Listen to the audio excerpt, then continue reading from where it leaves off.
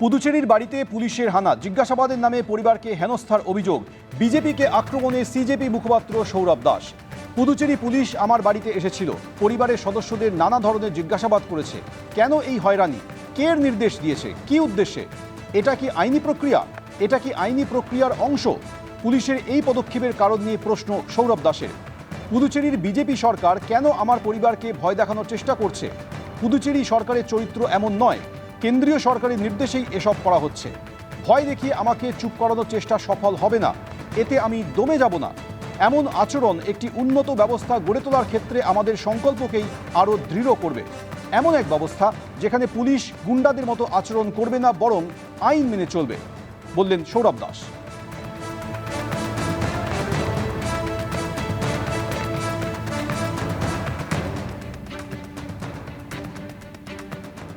বেলেঘাটায় কুণাল ঘোষের বাড়ি এবং কার্যালয়ে হামলা। তৃণমূল বিধায়ক কুণাল ঘোষের বাড়ি এবং কার্যালয়ে হামলার অভিযোগ। প্রথমে বাড়ি, পরে কার্যালয়ে দুষ্কৃতীদের বিরুদ্ধে হামলার অভিযোগ।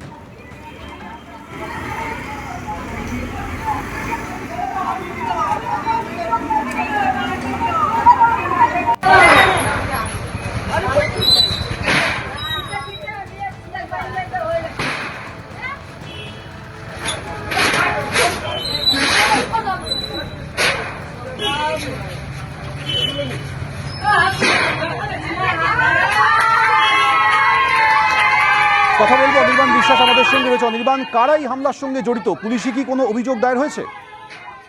দেখো, এখনো পর্যন্ত কুণাল ঘোষের তরফ থেকে পুলিশে কোনো অভিযোগ দায়ের হয়নি, তবে তিনি অভিযোগ দায়ের করবেন এমনটাই কিন্তু আমাদের ক্যামেরার সামনে তিনি জানিয়েছেন। এবং তোমায় জানিয়ে রাখবো যে আজকে কিন্তু সন্ধ্যে 8টার পর বেশ কিছু মহিলা এবং কয়েকজন পুরুষ তারা আসেন কুণাল ঘোষের বাড়িতে। প্রথমে তাকে বাড়িতে পান না, এবং তারপর কিন্তু তার স্থানীয় যে ক্লাব রয়েছে যেখানে কুণাল ঘোষ মাঝে মধ্যেই বসেন সেখানে যান, এবং সেখানে গিয়ে কিন্তু কুণাল ঘোষ কোথায় জানতে চাওয়া হয়, এবং তাকে বিভিন্ন কারণ দেখিয়ে কুণাল ঘোষকে 3 মাস ধরে পাওয়া যাচ্ছে না, বিভিন্ন সই করাতে এসেছি পাওয়া যাচ্ছে না, এইরকম বিভিন্ন অভিযোগ তারা তুলতে থাকেন। এবং কখনো তারা বলেন যে রাস্তা খারাপ। এই সমস্ত বলার সঙ্গে সঙ্গে তারা কিন্তু কুণাল ঘোষের বিরুদ্ধে ক্ষোভ উগড়ে দিতে থাকেন। এরপর তারা বাড়ির সামনে থেকে চলে যান, ক্লাবের সামনে থেকে চলে যান। পরবর্তী সময়ে কুণাল ঘোষের যে কার্যালয় রয়েছে যেখানে প্রত্যেকদিন বিধায়ক হিসেবে তিনি বসেন এবং মানুষজনকে তিনি সই দেন, সাক্ষাৎ করেন, সেই কার্যালয়ে যান, এবং সেখানে গিয়ে মমতা বন্দ্যোপাধ্যায় এবং কুণাল ঘোষের সেই ছবি ছিঁড়ে ফেলা হয়। সেই ছবিতে বিষয়টি স্পষ্ট হচ্ছে, গোটা বিষয়টি পুলিশের কাছে অভিযোগ দায়ের করা হবে বলে জানানো হয়েছে। ধন্যবাদ। পুলিশ এটা সিরিয়াসলি নিচ্ছে না, অথবা ওদের সিরিয়াসলি না নিতে নির্দেশ দেওয়া আছে। পরিকল্পিত হামলার একটা চেষ্টা হচ্ছে। যেহেতু আমাদের মাথা নত করা যায়নি, আত্মসমর্পণ করানো যায়নি, বালিশ শিবিরেও নাম লেখায়নি, এবং আমরা এখনও মমতা বন্দ্যোপাধ্যায়ের নেতৃত্বে প্রকৃত বিরোধী দলের ভূমিকা অর্গানাইজড ওয়েতে আমাকে হিট করার চেষ্টা হচ্ছে। 20 তারিখ মাঝরাত্রেও হয়েছে।